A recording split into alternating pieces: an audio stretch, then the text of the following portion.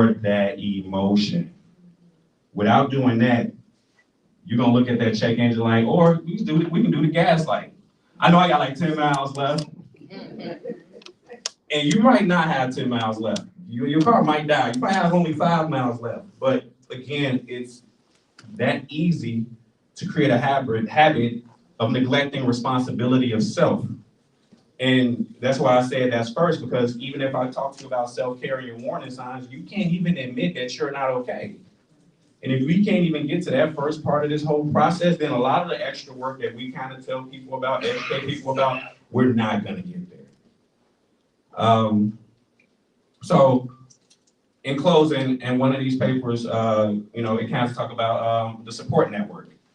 It has like 3 listings. Some people might have 3, some people might have 10. Probably really not 10.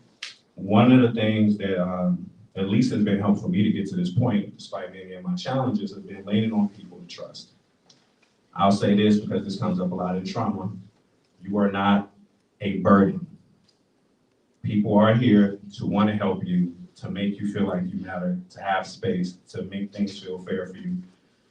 But when we have feeling like we're burdened in our heads, it's so easy to now not ask for help.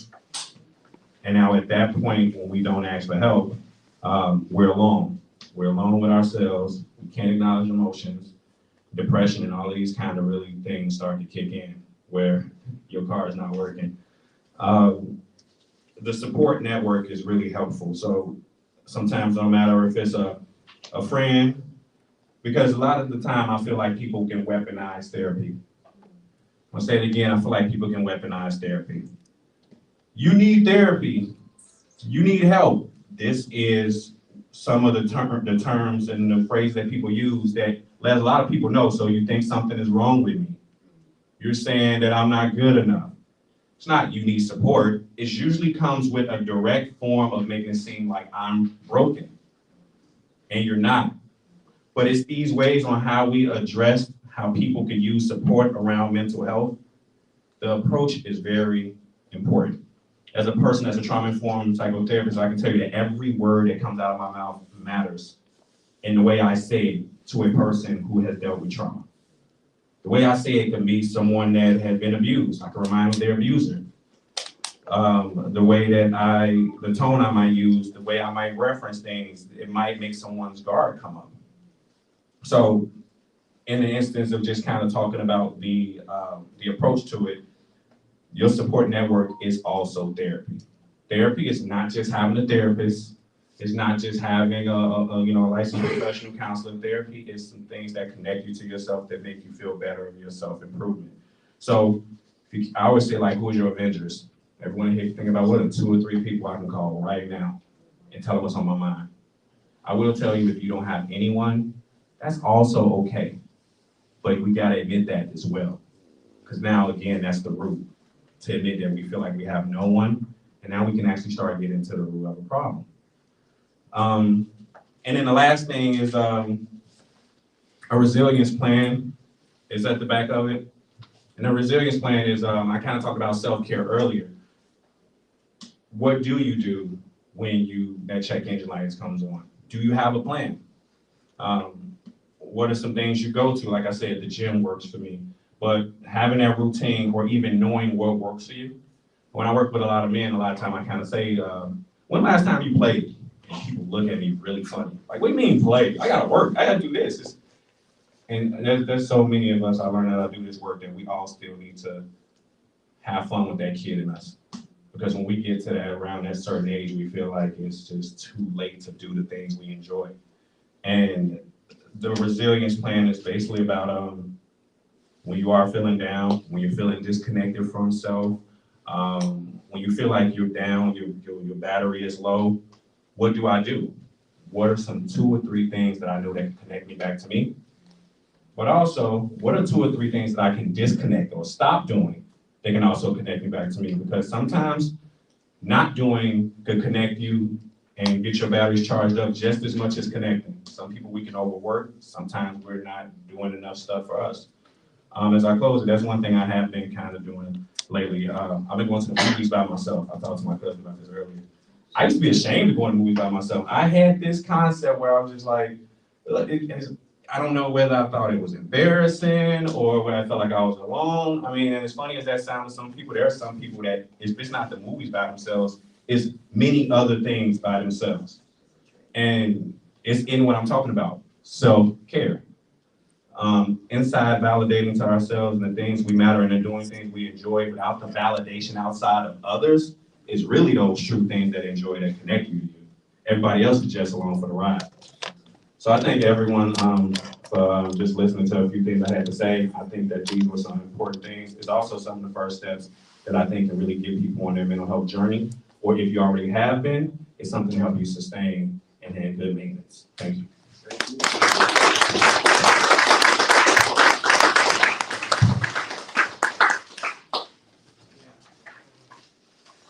Thank you, Josh.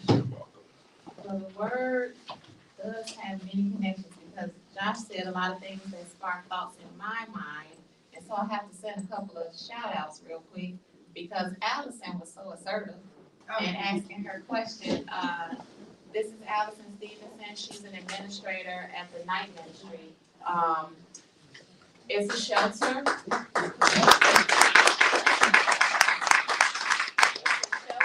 On the north side, and oftentimes in child protection, we have to send children because they have no way to be housed. And they're usually older, they're usually teens, to the night ministry who will keep them. And a lot of times, because I know Allison, some of our youth have been kept at the night ministry past their time, but they were well behaved, and so nobody made them leave. Also, Josh talked about self-care and being in the gym. And so I try to be really intentional about self-care, and I go to the gym. And that's why I get my dope, since we're talking about drugs, I get my dopamine. Because every time I leave the gym, I just feel better. I just, my emotional well-being is up there.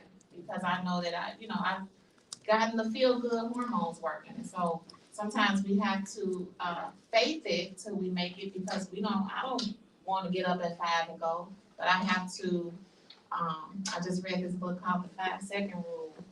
And as soon as that thought pops into your head about something you should be doing, 5, 4, 3, 2, 1, physically move within those 5 seconds. If you don't, your brain will shut it down. And I have tested it on the mornings where the alarm went off and I didn't move, there was no gym that morning. And so, who do I have? Nobody. Allison, this is for you. For me? I'm gonna leave it right here. Wow, well, thank you. I got some giveaways, y'all. And so, also speaking about self-care, my therapist, and I like that we can try to normalize that we in therapy, right? Because historically, as a people, we just go take it to God. But I'm intentional about it, and my therapist uses that emotional wheel. She has something different though, but it's the same situation. It's just not a wheel. And I also I have some Avengers. One of my Avengers is sitting here, and she's also my massage therapist. She has gifted hands, and so massage is a form of self-care as well. Like we got to do some things for ourselves, and so I do have some giveaways. I'm going to bring up next Halima Townsend, who is my coworker. We both supervise child protection investigations. Halima is also my soror in the greatest sorority in the D9, Zeta. No diss against the AKA that's sitting there. Zeta Phi Beta sorority incorporated. And I just happen to be wearing blue and white today. I'm just saying it like that. But Halima works in child protection. I'm gonna read it because I want to get it all right. Halima is a dedicated child welfare professional, therapist, and mental health advocate with more than 20 years experience serving children, families, and vulnerable communities. With advanced degrees in psychology and social work, she is committed to delivering trauma-informed care, crisis intervention, emotional wellness, and empowering individuals through compassion, education, and advocacy.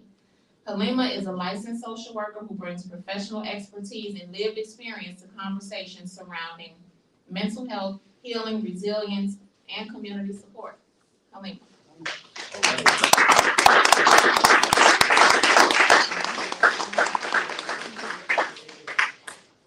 Good afternoon, everyone. Good afternoon.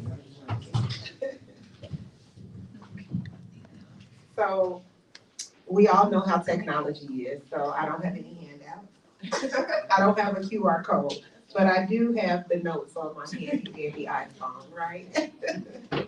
And thank you, KJ. Thank you so much for inviting me to be here. And thank you, everyone, for taking time out of your day to come here, to be educated and to participate in this wonderful event.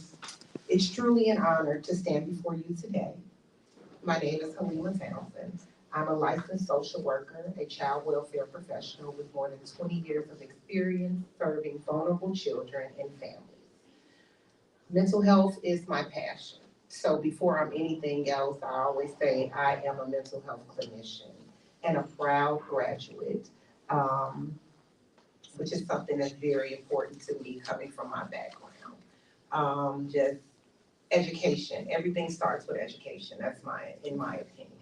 Education is the root and the foundation. The way that I was raised, my grandmother told me, the world and society can strip everything from you. They can take your children, they can take your life can be taken, and at the blink of an eye.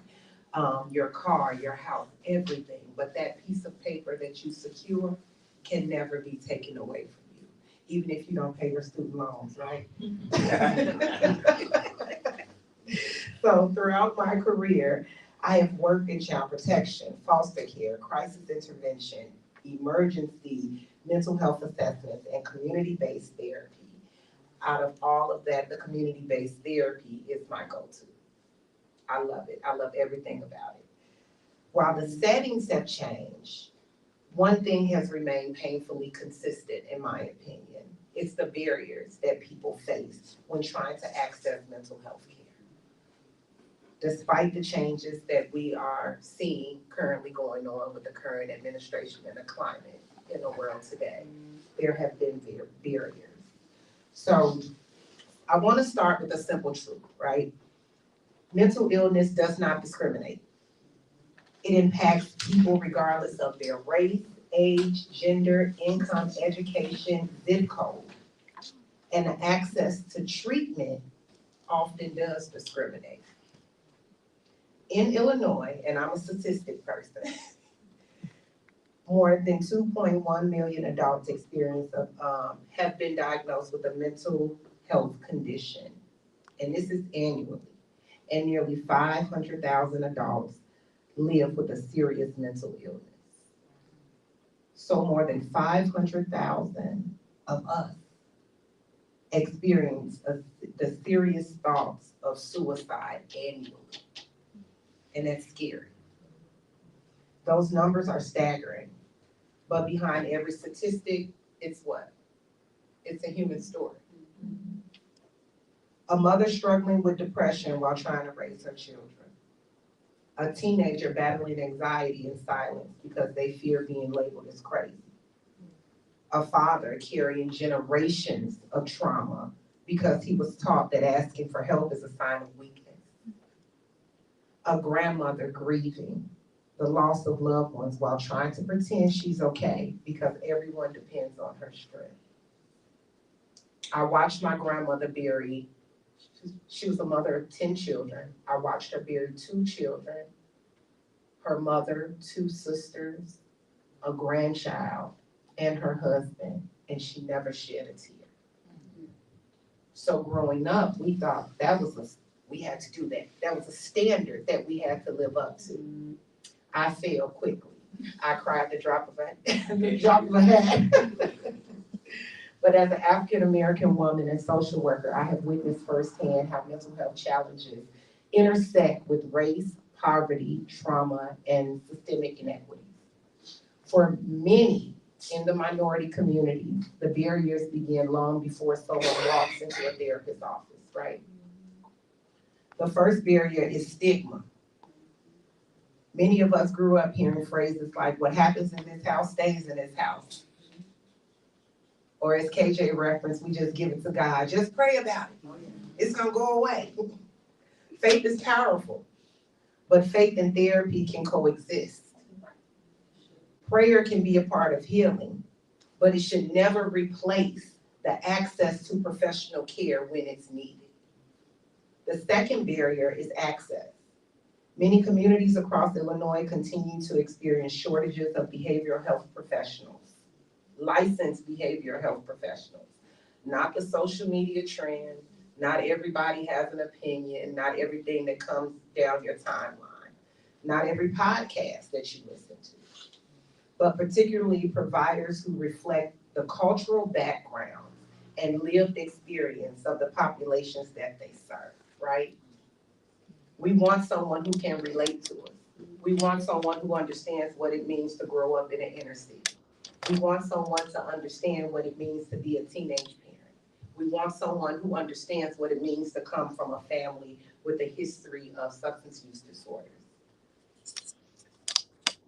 The majority of the time, workforce shortages remain one of the state's most significant behavioral challenges, right? It's not enough of us out there. It's not enough of us out there qualified. It's not enough facilities out there that have the capacity to serve everyone who's in need. The third barrier is affordability. Thousands of residents continue to struggle with finding network and in-network and out-of-network mental health providers. Far beyond this, I thought maybe it's just people they just don't have insurance. But it was bigger than that. It's choosing who you want to go to and a therapist or a mental health professional whom you can relate to versus somebody that's within your network that I'm forced to go to, that I'm never gonna open up to. Has anyone ever experienced that? Forcing, and it forces us, because I'm a therapist, but I'm also in therapy. But it forces more out-of-pocket costs. There's certain individuals in these impoverished communities they don't have. And they go without care altogether. Because what just may seem like a $20 copayment for every weekly visit equates to $80 per month. And that's what? That's almost your internet and cable bill all in one. So it's either we're gonna go without this, or I'm gonna address my mental health. So statistically, what gets pushed to the back? Your mental health. Because, and I'm gonna piggyback on something that KJ and Josh mentioned, because when we approach each other and we ask, you good? Yeah, I'm good. But I challenge everyone to peel back the next layer of that onion. Are you really good? And the next step is, and this is something that I try with my kids, what made you good? What makes you good? I often ask my son, did you have a great day at school? Yeah, I had a good day at school. What made it good? So now that opens up the door for us to communicate effectively. So now instead of me being, okay, was math good? Was science good? Was recess good? Was lunch good? Tell me in your words what made today good. And then we can spark a conversation based upon that. And it can go both ways. The individual says, you good? Not really. Let's talk about it. And in my key phrase, and my friends laugh, let's process it. For generations, many minority communities have experienced discrimination, inequitable treatment, and cultural misunderstandings within healthcare systems. As a result, many individuals are hesitant to seek help until they reach the crisis point, until they can't control that mental chatter, until those voices become so prominent, until that suicidal ideation becomes not only a thought, but an intent with a plan. Statistically, data reflects this reality. African American adults are significantly less likely to receive mental health treatment, while white adults, despite experiencing mental health conditions at similar rates, will receive the treatment that they deserve and that they are seeking. Recent national statistics cited as it relates to the state of Illinois, that Black adults with mental illness receive mental health services at a substantially lower rate than their white counterparts. We all know this, right? But how do we stop it? What do we do? Knowing is one thing, but actually putting a plan in motion in order to address this. Even on the micro level, we can start with each other. Again, as I referenced before, pulling back that extra layer. When you look at someone and you say, "You good?" "Yeah, I'm good." "What makes you good?" And even when they say they're not, if you don't stay away from the term, let's process it, because you're opening up the door, a can of worms. But still, let's talk about it. Tell me more about it. What's going on? And even if you can't provide any answers, you can provide support. And sometimes that listening ear is all that a person needs. So a question we must ask ourselves is this: how do we move from awareness to action? And mainly, in my opinion, we do it by meeting people where they are and being willing to connect to people where they are. Mental health services cannot exist only in hospitals and private practice. They must exist in schools, in churches, in community centers, barbershops, sororities, fraternity organizations, neighborhood organizations, and most importantly, in your workplace. You'll be amazed how many of your coworkers show up to work every day with their lunch bag and a smile on their face, and they are cringing inside. They go in their office, they close the door, and they spend the first 30 minutes of their workday crying and hitting a button to make sure that their light is green, right? So we do it by normalizing those conversations about mental health. Every time we share our story, we give someone else permission to share theirs. Every time we talk openly about anxiety, depression, grief, trauma, or recovery, we chip away at the stigma that has silenced so many people in the Black community. Housing instability, violence, poverty, unemployment, discrimination, and what KJ spoke about earlier, clinically, adverse childhood experiences. Growing up with parents who are incarcerated, experiencing the death of a parent. All of those experiences impact mental wellness. When we address these social determinants of health, we create healthier communities that will thrive. Throughout my career in child welfare and clinical social work, I have learned that resilience is everywhere. I was smiling ear to ear when Josh brought up resilience. I have watched children overcome unimaginable trauma. I have watched families rebuild after crisis. I've sat with individuals during their darkest moments and witnessed them rediscover hope. At what I thought was the highlight of my career, I found myself comforting a mother in our field that KJ and I are in, and that we're in. We're taught never to hug a parent. But when you are sitting side by side with the mother who just lost her infant, to me it becomes inhumane not hug that parent. What I've learned is that healing happens when people feel seen and when they feel heard. Healing happens when people know that they matter. So today, I challenge each of us to become ambassadors for mental wellness in our communities. Let us advocate for equitable access. Let us challenge the stigma. Let us create these spaces that we're speaking about, where people can speak openly without fear and without judgment, and without feeling broken, as Josh mentioned. Because mental health is not a privilege. It is definitely not a luxury. And it's not something that's reserved only for a selected few. Mental health is a fundamental part of our overall health. Every person deserves the opportunity to access care, support, and hope. The future of mental health, and specifically in the state of Illinois, the equity, it will not be determined solely by policymakers, clinicians, or researchers. It needs to and will be determined by the communities that are willing to stand together and peel back those layers. So when we say, you good? No, I'm not good. Okay, friend, let's talk about it. You are not alone. Your story matters, and help is available. Thank you.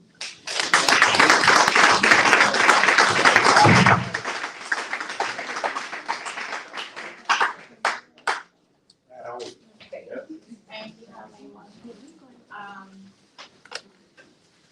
yeah, I just want to reiterate the importance of self-care, especially for those of us who work in the helping fields. I know in my field of work, I experience a great deal of vicarious trauma. And as Halima talked about, having to, you know, I just have to give a personal account of a night that I had working, after hours. When I work after hours, I'm supervising investigations for all of Cook County, and so Black County, and you know how big it is.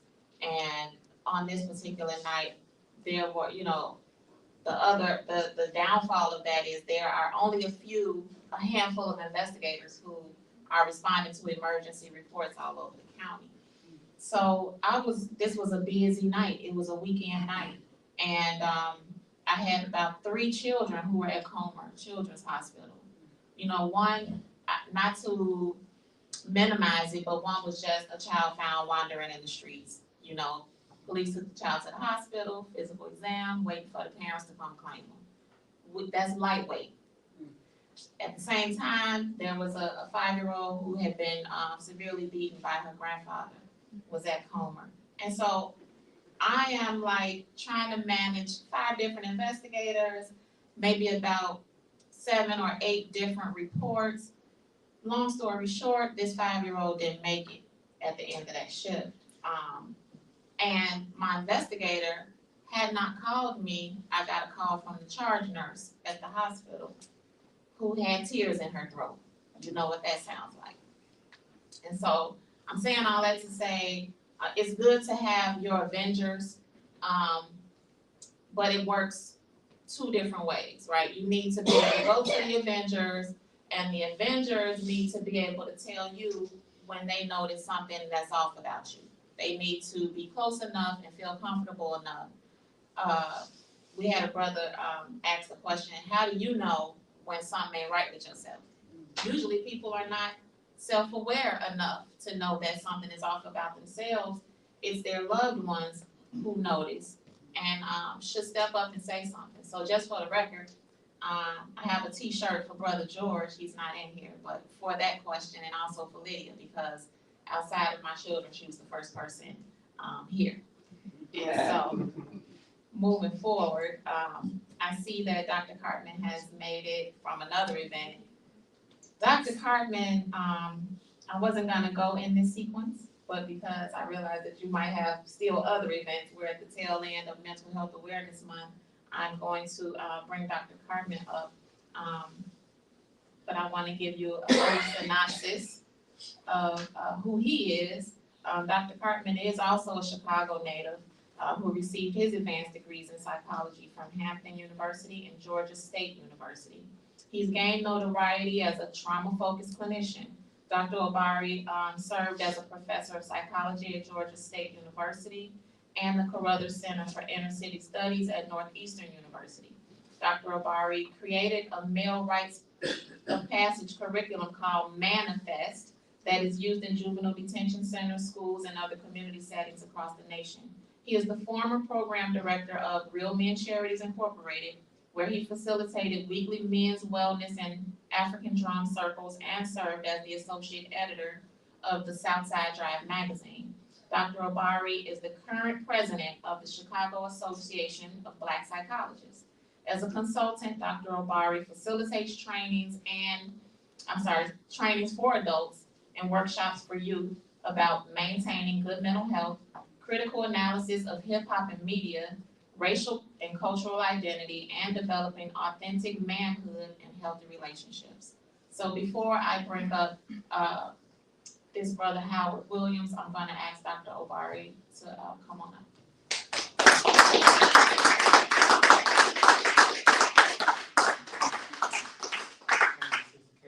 Thank you for invitation and for hosting this event again. This is my second time sharing a few words here. It's nice being invited back. Sometimes I don't get invited back. You say a thing and rub somebody the wrong way.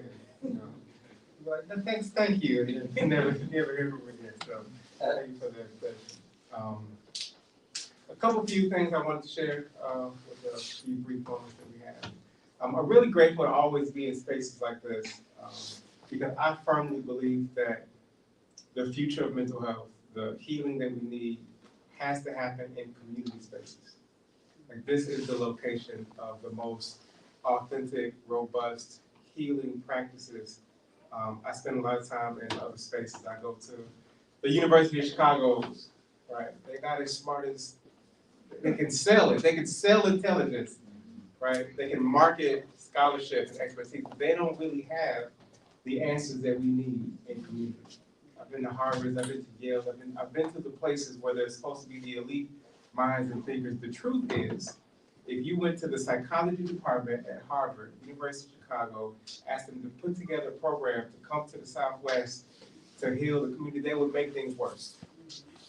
They don't have the medicine that we need. They don't have the expertise that we have in our lived experiences, in our bloodlines, in the community sort of gatherings that we have. That is where the true healing can occur. So I always feel at home and prefer to speak in places like this because this is where I believe the answers are.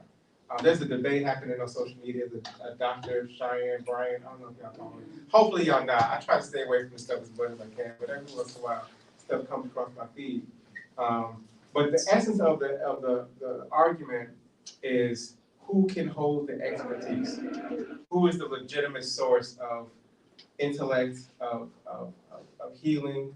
Who can wear the titles and have the licenses that we should trust to be able to handle our care with respect and integrity? And I appreciate how people have responded to the conversation by suggesting that you really have to abide by the rules to go through the processes. I think that's an important part because as community members, you want to know if you go to a surgeon, if you go to a teacher, if you go to a mechanic, that person is certified. It's important to know that person has went through a certain level of training and is beholden to an ethics committee. I think that's an important point to make. At the same time, I spend a lot of my time as the PhD in the room trying to undo the expertise that people give me because of the degree. To get that degree, I read a bunch of old white men for years. Freud, Skinner, Watt, Beck, a bunch of old white men from a European philosophy and a European institution that was designed to maintain the hierarchies that exist to make sure that the billionaires stay billionaires and that the people who are struggling stay working class. Every institution in this country works to make that system maintain itself. Even the ones that are sort of the soft skills, the social sciences, even the kind ones like therapists and social workers and counselors. All of us were trained to help people cope and manage and go back to work. That's what my therapy is designed to do. When Sis before said that I gotta go outside of my training to be a human in the room, sometimes she could get in ethical trouble from her board for being a human in the room, right?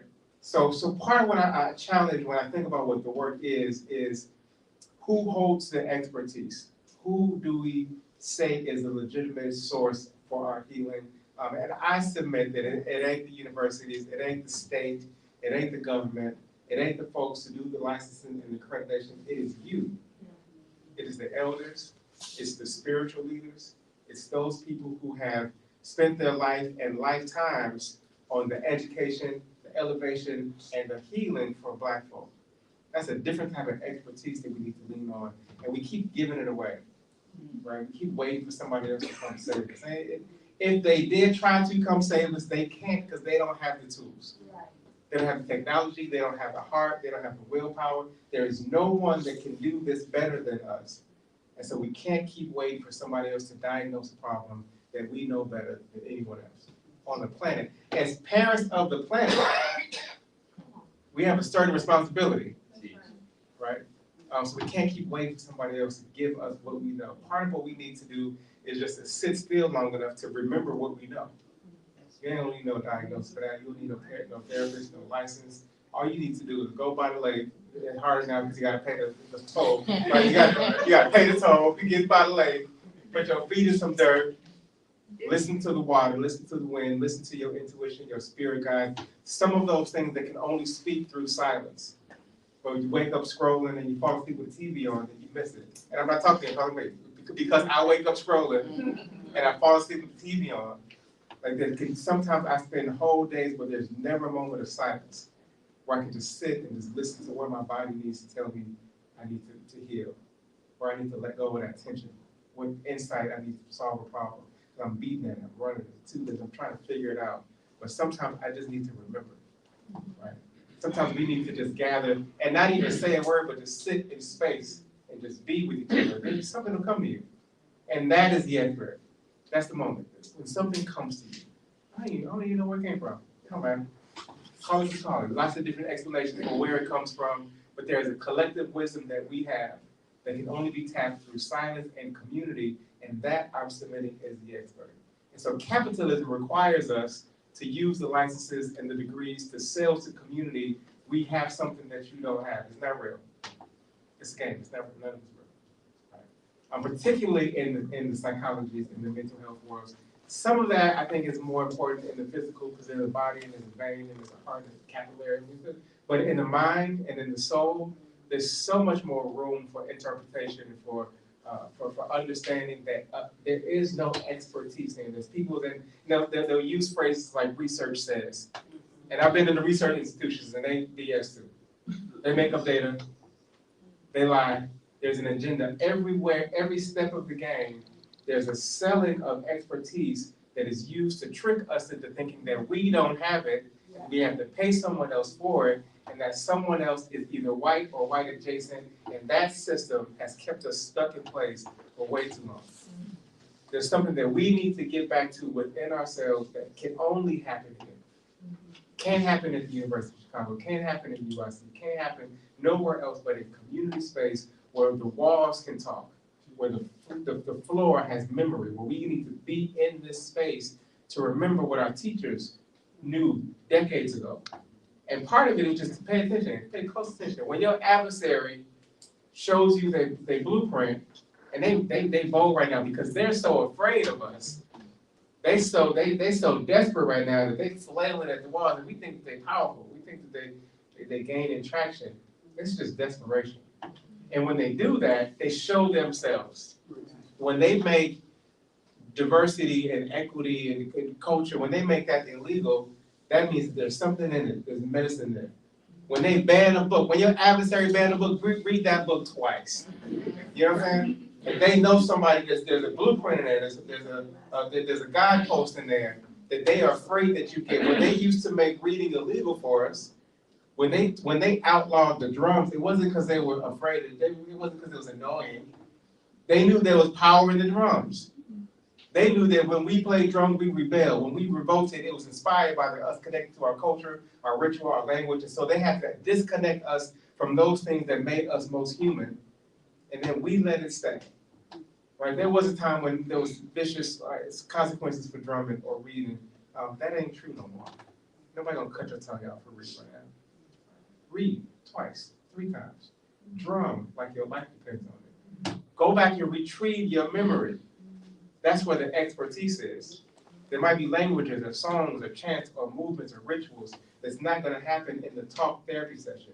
When I have to sit down and diagnose you from a book that's European made, it's gonna miss the truth of the nature of the system that itself is sick and unable to diagnose itself. Capitalism is the sickness. Racism is the sickness. The domination, right?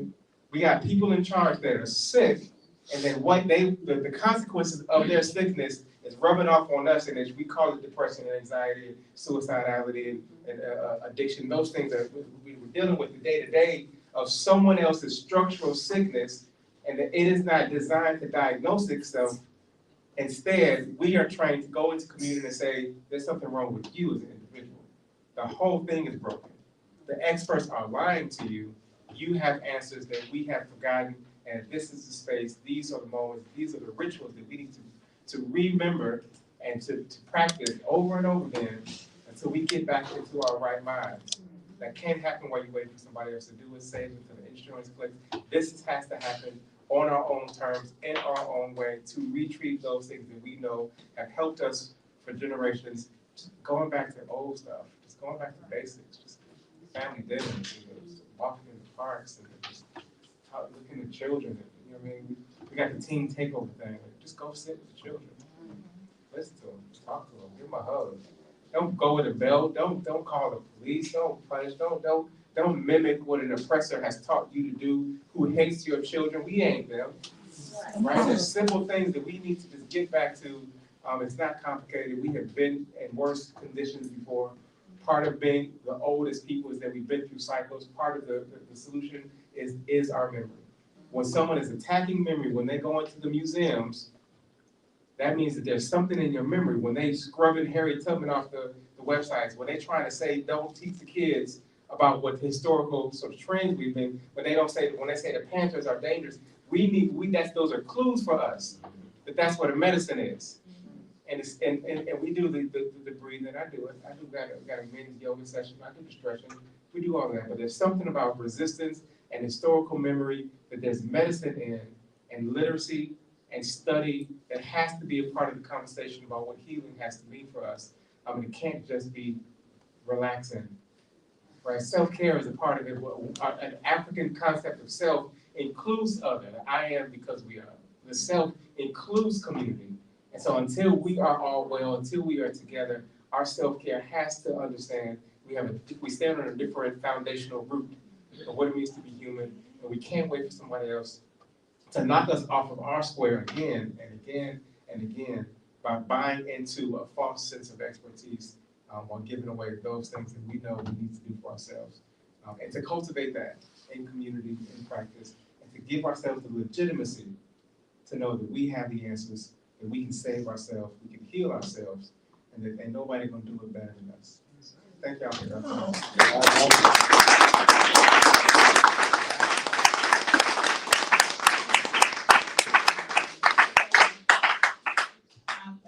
Dr. Obari has written several books, but the one that I've read is called Black Spirituality. And it's speaking about the very thing that he just said. We have to get ourselves in a circle and heal each other, because we are a communal people who we're just living in this individualistic society. It's not who we are. We have to get back to that. We got to get back to, healing ourselves in ways just through, like Dr. Obari said, communing with nature and communing with each other. We have gotten away from that. The extended family has changed a lot. Big Mom is gone, and so now everybody is just like, ships passing in the night. And so we gotta inaugurate a new Big Mama for each family, and continue with, as the doctor said, what we know how to do to help ourselves. Not saying that we shouldn't, incorporate other things, but that's the basis of it. And so I have someone else here with me. I do want to give another shout out. My sister is here. Imani, raise your hand. This is Imani's original bean pies. People laugh at me. Somebody said I'm like name dropping, because when I go in places and I really want to like get in the room, get through the room, and be somebody, I throw her name out there. You know, I'm Imani's sister. By blood, same mother, because we're all sisters, but I make that known. And they're like, oh, Imani Muhammad, okay, yeah, come on. So then I get the treatment. So I'll be able to do that on my own someday. Right now, I keep using my sister's name. Imani is providing refreshments in the back for sale after this event. I think she has bean pies, soups, and salads and teas. Very good. And so we have one other person to hear from, and I hope that all of the presenters. Tell them to share on Facebook. We live right now. Go to your Facebook, share us. We are live On Imani's Originals from page. Imani's Originals. She's Or on. Conversations over. Okay. I wanted to say, when this is done, I would like for all of the presenters to just hang around for a couple of moments to take a photo with me. I also have today Howard Williams, who is, we met at an art gallery. We went to see a solo exhibit. And right now, I can't even remember the artist's name, but it was a wonderful exhibit at Gallery Gashard. And I reached out, and so I'm very grateful for all of those who came here today to present, because they're not being paid for this. I might be able to give you a T-shirt, but they are doing this because they're passionate about what they do, and they want us to be well. And in a capitalistic society, none of them said, "How much you gonna pay me for this?" They were just like, "Yeah, what time? I'll be there." And so I'm very grateful for that. Howard Williams is a licensed professional counselor and a certified alcohol and drug counselor who has worked with both youth, adults, families, and couples for over 25 years. He has expertise in anger management and grief counseling, and is certified as a level 1 trauma counselor with the Illinois Department of Children and Family Services. Mr. Williams has conducted workshops, trainings, and specialized groups on a wide array of topics for Chicago Public Schools and other organizations, including Family Focus, The Heart, Holy Cross Hospital, and various faith-based organizations. Mr. Williams was a presenter at the 2024 annual conference for the Illinois Association of Behavioral Health Professionals. Howard.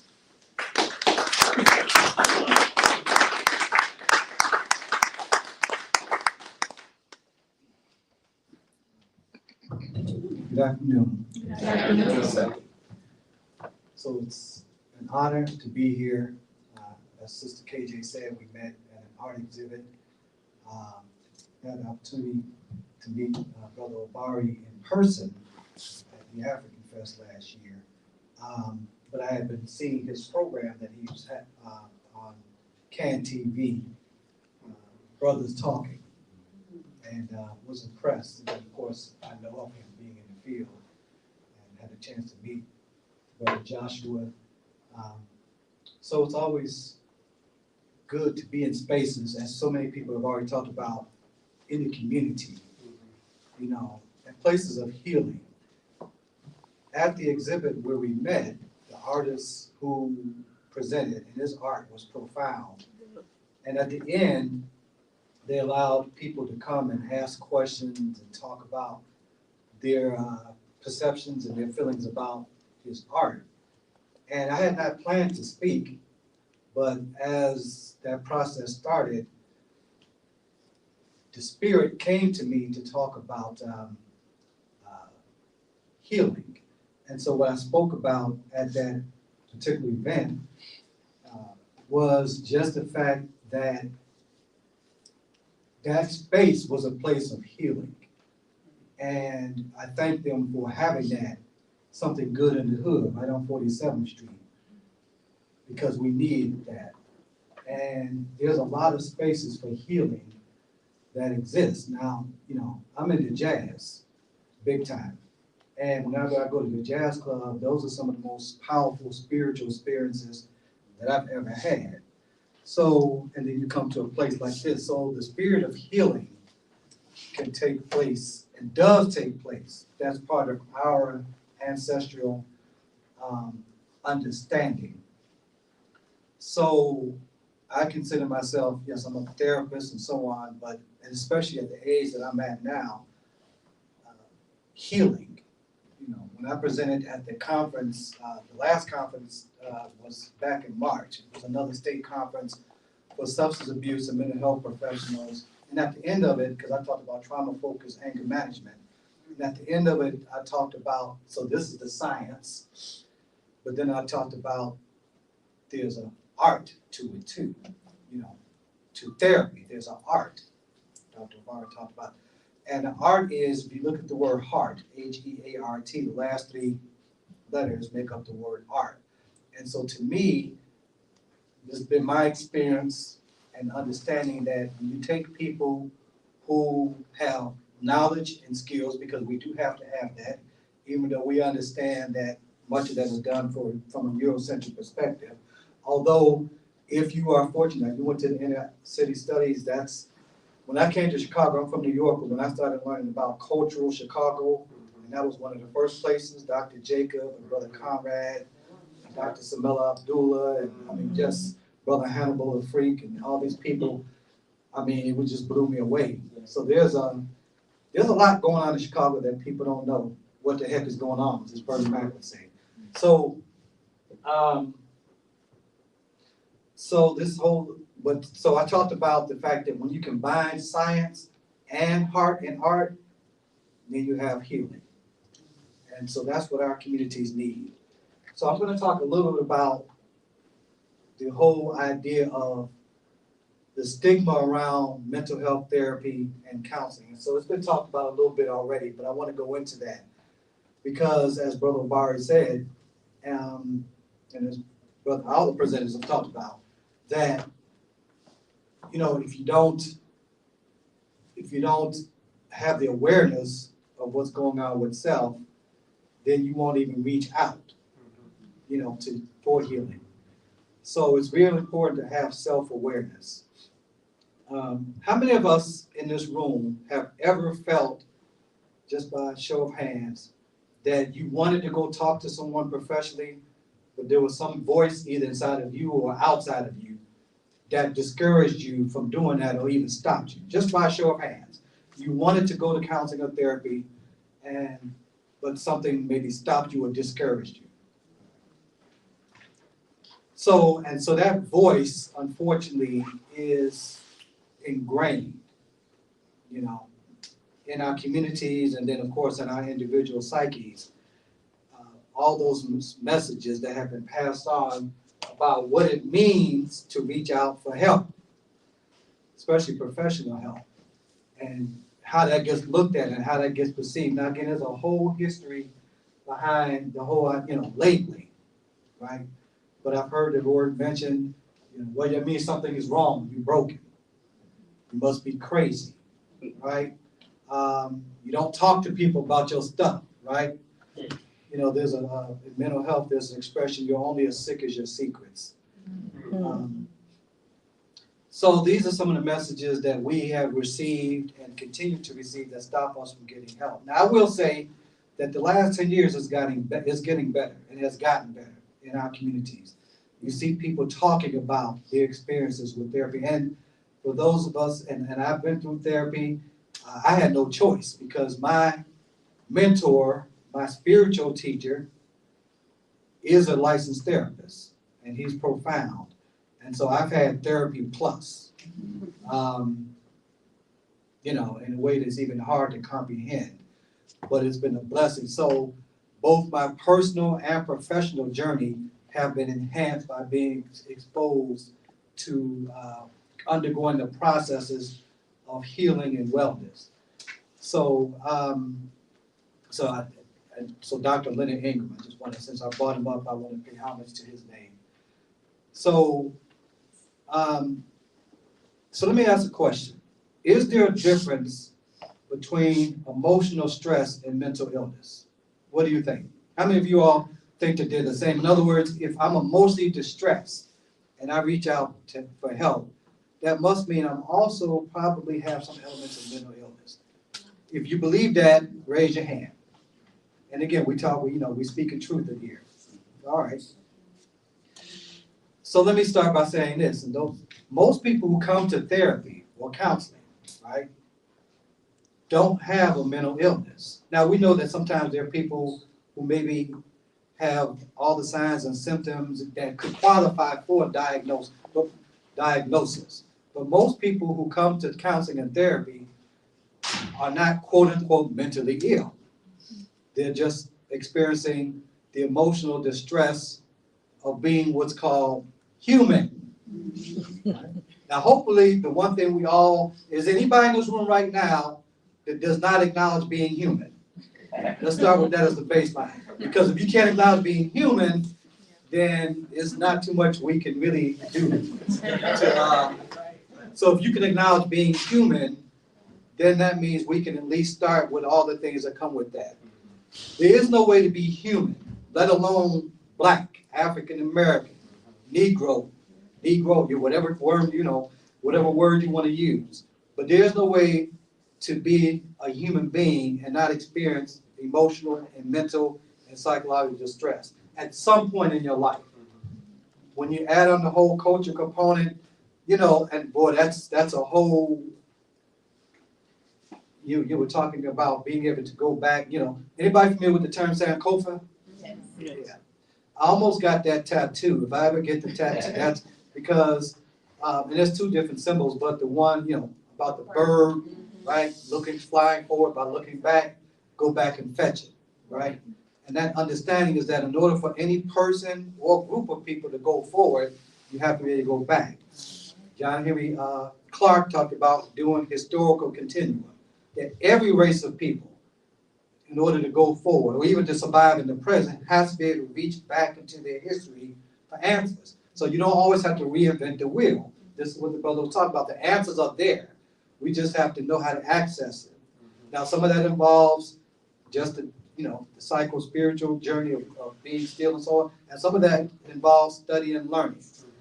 But the wonderful thing is that especially, I have to be very careful when I'm around teenagers. I'm not a big fan of social media and so forth. I have learned that it certainly has its advantages, and it does. So I'm not, oblivious to that. But as it relates to the psychological impact on young people, that's a whole other thing, right?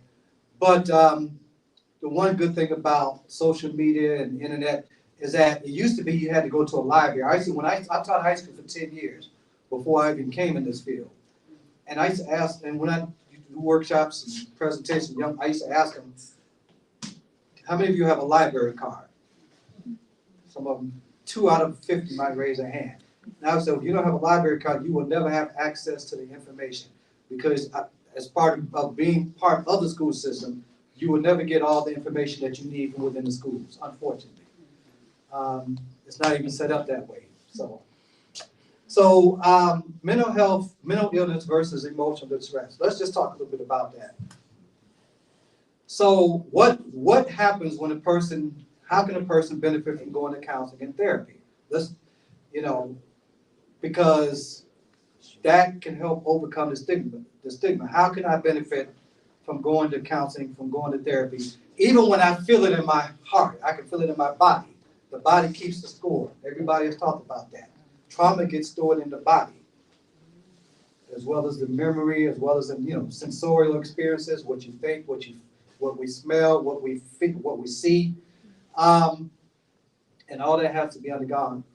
So, but let's start from the basics. When I go to counseling, one of the first things that happens, now Brother Joshua talked about, is self-awareness. I need to become aware of what's going on with me. A lot of people don't know how to look at themselves. We tell people, you look at yourself. How many of you have heard, I need to look at myself. I need to become aware of what's going on with me so I can go forward, right? The assumption is made that people even know how to look. Everything is science. And by science, all science really means is everything is a process. And every process involves 2 things, steps and time. That's all science means. So everything in this world is a science because it involves a process. And we have to understand the processes, the steps and the time. So the process of self-awareness this is one way of looking at it. The first step is to look, be willing to look. I heard you talk about that, right? To come out of denial, be willing to look. Once I'm willing to look, that's the first step. In therapy, coming out of denial and thinking that I'm okay and not being willing to admit that I'm not okay. Once I look, then I can see. Once I look, but you can't see if you're not willing to look. Sometimes we're trying to see what's going on without looking. How are you gonna do that? How are you gonna see what's going on without looking? So first have to be willing to look, then you can see. Once you see, now you become aware. right? Self-awareness. Now, okay, and once I become aware, now I can understand. Understand what? What's going on with me. So that's one way of looking at the process of self-observation. Look, see, become aware, and understand. Once you understand, that's half the battle, right? Once you understand that there's some things going on with me that I really need to address, now I can open myself up to get help. But you can't go to help, you can't receive help if you're not willing to understand what's going on. So, and you have to bring that. You have to bring some of that. Now, when you go to see a counselor or therapist, sometimes the people are looking to be motivated. I need somebody. We can do some of that, but to be aware, to be truthful with you, you have to bring some of that to the counselor, to the therapist. You have to bring your own motivation. Right? And if you can bring that to us, then we can kind of give you some tools, right? Anybody familiar with the term stressors? Stressors. What is a stressor? Something that stresses you out, all right? So when you go to counseling, you go to therapy, they're gonna help you identify your stressors. And there's two types of stressors. There's internal stressors and there's external stressors, right? External stressors are things outside of us, people, right? Situations, places that cause stress. We need to know what those are. What are those situations, situational episodes? Places I go. Now, in substance abuse, they talk about in order to, as part of recovery, you got to change people, places, and things. Those are external stresses. It's understood that you can't really change on the inside until you change some of your outside. That may have to happen. Okay. And then internal stresses. What are internal stresses? Those are some of the thoughts. Those are thoughts and emotions. It's been talked about a little bit already. But basically, when we're experiencing distress, right? And external stresses lead to internal stresses. So in therapy, you ask a person, what are things that people, how many of y'all got people in your lives that stress you out? Okay? Well, when we say so-and-so stressed me out, what does that really mean? It's using the form of things that people say and things that people do. And we all have our own triggers. So trigger is a word that you hear a lot in therapy. What is it? What are the things? So I'm real big on giving people tools to evaluate and observe and assess themselves. The therapist doesn't have to do all that. We need to equip people with the tools to observe. You know yourself better than anybody, right? Yeah, your mama, your dad, your wife, your husband, your what are the things called? Oh, your kids. Yeah. Yeah, they stress you. Right. So you shake your head, right? But what exactly does that mean when we say they're stressing us out? We need to know, so your therapist, your counselor will help you identify the things that people say and things that people do. Most times when we're experiencing stress, it is in the form of other people, right? Our interpersonal relationships. Here's another thing that a counselor or therapist can do to help you pinpoint where is the distress coming in your life. Life is a big thing. People say, well, my life, I want to find out what's going on in my life. Well, that's a big thing. So we have to break that down. So it's like going to get an X-ray and an MRI. That will help you pinpoint exactly in your body where the disease is. Well, it's the same thing. In our psychological and mental and emotional world, we need to find out, because it doesn't cover the whole gamut of our life. So when we say, I will look at my life, how can you do that? Well, here's another, and I actually could have brought a handout for that. So as the old folks say, if you can't take note, take note. So right now, just take note. But this is something I use with every client, no matter what the issue is: trauma, grief, anger, substance abuse. We need to see because sometimes, here's a little secret. When you are experiencing emotional distress, it doesn't necessarily affect you in every part of your life. As a matter of fact, if it's affecting you in every part of your life, then that's a sign that might be more moving towards mental illness. You might be, But for most of us, when we're experiencing distress, no matter how strong it feels, it doesn't mean it's affecting us in every part of our life. So one way to look at our life that I really like, because it's real practical and it's real simple, from the time we wake up in the morning to the time we go to bed, and the sister mentioned this earlier, all we do is play roles. So you wake up in the morning and you cooking for those kids. What is that role called? When you're cooking for your kids, mom, your parent, right? Now you leave to go to work, to go to school, whatever.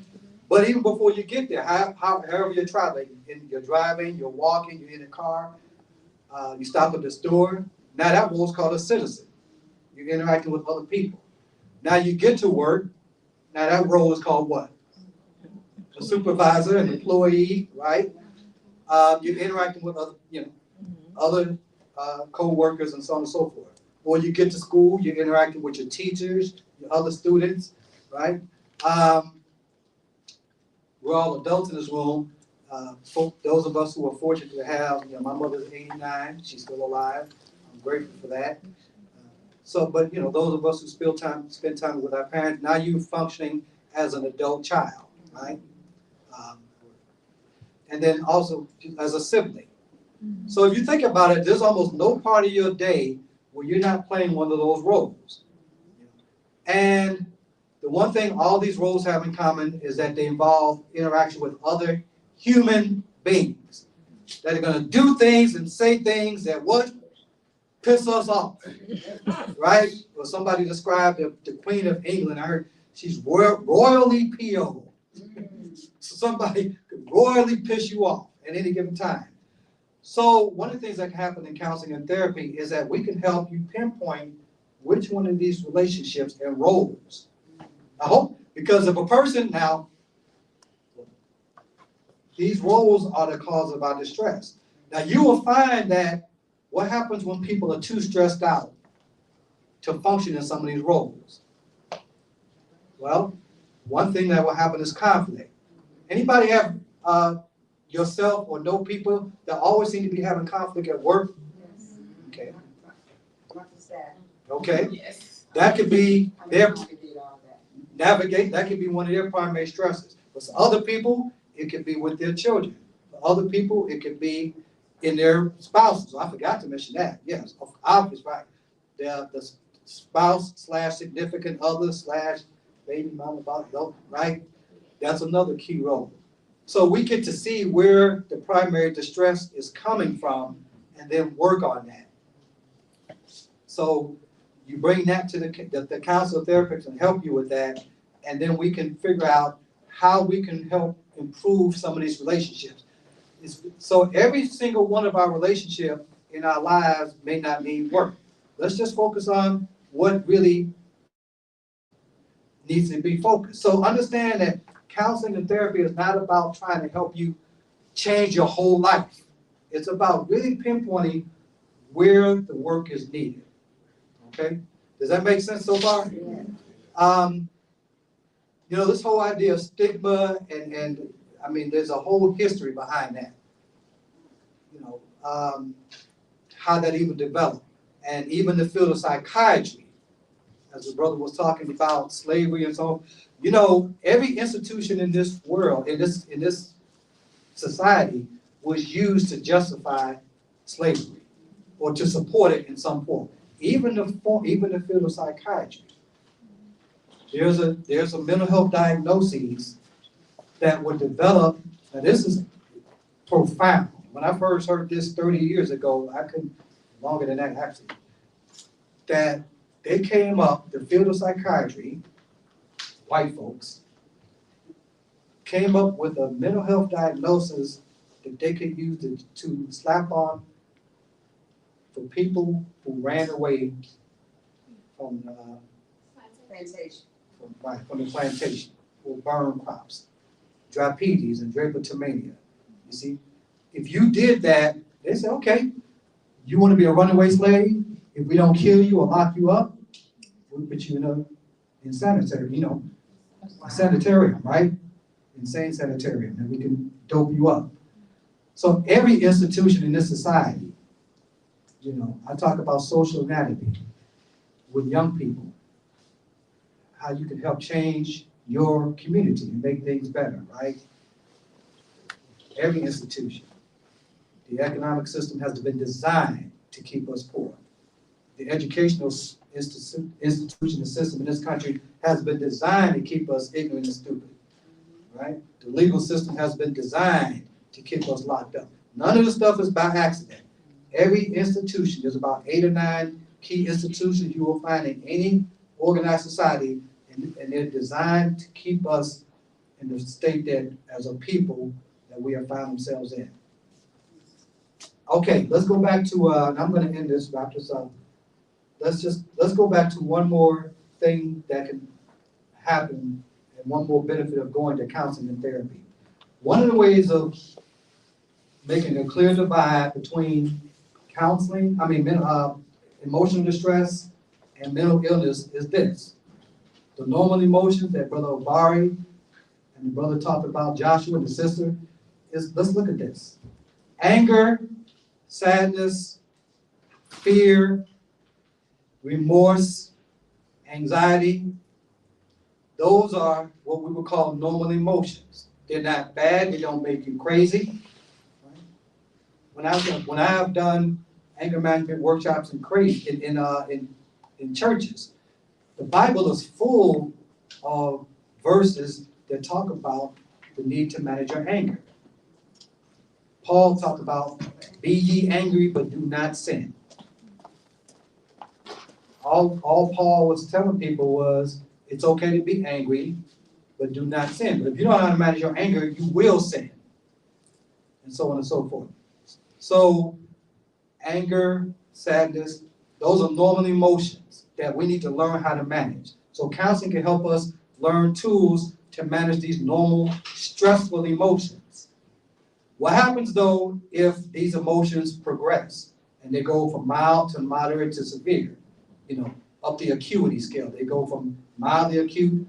Well, what happens to anger if it's not dealt with over not days and weeks, but months and years?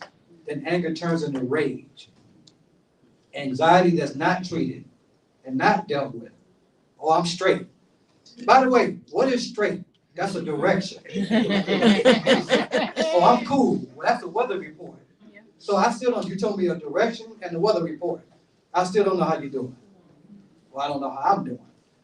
Okay? Anxiety that is not treated and not dealt with can turn into mania, right? Sadness that is not dealt with turns into depression.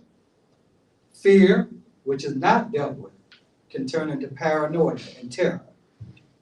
Remorse and regret. Sometimes we do things that we regret doing, okay? We have a little guilt about that. But what happens if that's not dealt with? That can turn into shame, right? And self-contempt. So now when we get to this side, when we're talking about rage, mania, right? Depression, now we're entering the mental illness realm. Now we're talking about medication and so on. I work on a psych unit. Severe mental illness. It's a whole different world, right? Still dealing with human beings, but the severity level is much higher, right? So part of what we get to do in counseling and therapy is learn how to manage these emotions. Yeah, things are going to be happen to make you angry. Things are going to happen to make you sad. That's okay. Things are going to happen to make us afraid. For men, that's a big one. Well, I ain't scared of nothing, right? Okay. So we need to understand that these normal emotions that can stress us out, if we don't deal with them at the level of counseling and therapy, then they can turn into situations where now we might need a different kind of help that nobody really wants to experience or see their loved ones experience. So thank you for this time. I know this may have been a little rushed, but there's so much that can be talked about, but I thank you for this opportunity to share this with you. And so hopefully we won't be afraid to enter into the temple, to go see Brother Obari, to go see Brother Joshua, okay, or Sister Kalia, right? That we can actually do things that can help us because we're human beings too. Thank you very much. Thank you, brother.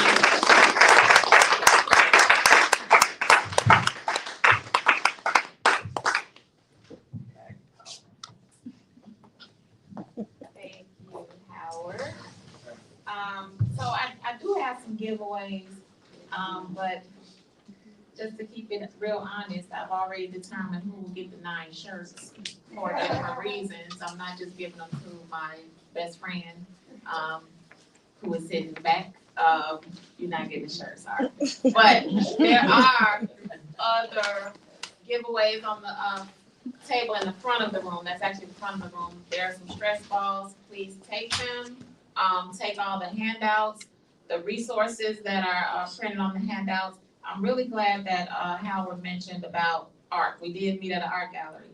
And you're gonna hate that you missed this Miles Davis tribute that she and I went to the other day. Yeah, it was great. There was a jazz The good quartet. thing is that Miles is in my car right now. But the importance of the arts and creative expression as a way to channel negative emotions is very important. Even if you just sit down and do a coloring book, it's important to be able to have an outlet in a creative way when you're just not feeling off. And when brother asks, you know, who has somebody that stresses them out, my daughter raised her hand, and I'm sitting over there like, am I hurt? But, yeah, I just want to say thanks again. Is Brother Mandine in there?